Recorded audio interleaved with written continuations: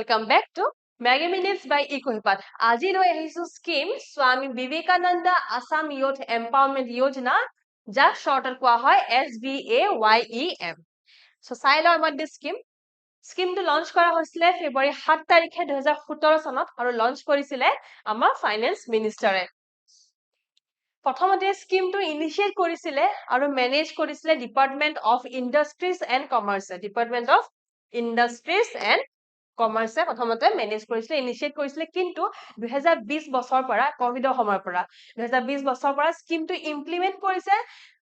state finance ডিপাৰ্টমেন্টে with the help of other nodal agencies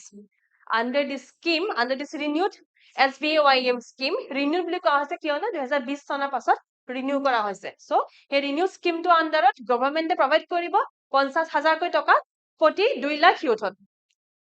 2 lakh ইউথত দিয়া হ'ব 50,000 rupees to encourage entrepreneurship ঠিক আছে entrepreneurship কাৰণে দিয়া গৈছে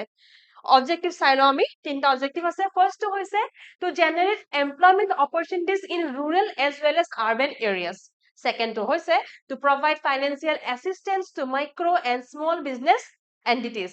third to hoise to provide financial assistance for enhancement of income level of traditional artisans ensuring sustainable growth so tinta objective ami ete mon korisu je teonuke employment opportunities ho financial assistance and again financial assistance bikhoya objective gitat bare bare koi ase so employment entrepreneurship or financial assistance oporot এই স্কিমটো অনা গৈছে so আজি স্কিমটো শেষ কৰিছো see you in the next class thank you